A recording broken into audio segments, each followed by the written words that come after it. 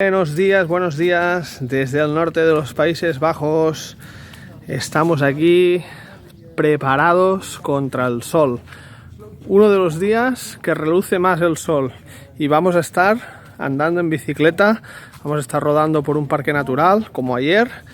Y hoy, que ha salido mucho el sol, he puesto estas toldillas, las toldillas de Todd Practic.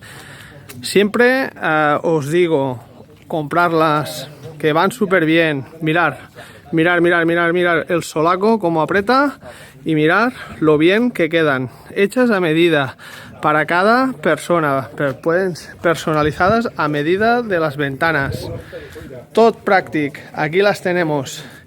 Y estas no son Todd Practic, pero a ver si bien pronto ya se ponen manos a la obra para hacerlas, que me dijeron que estaban muy ya avanzadas las ideas para poder hacer este tipo también de toldilla ya para cabina. A ver si es verdad y pronto ya las tenemos por ahí a la venta. Pues aquí las tenéis, Todd Practic. No me canso de decirlo, comprarlas, son una pasada. Nosotros estamos aquí al norte de Holanda, de los Países Bajos, que el sol lo ven poquito, pero hoy hace un montonaco de sol.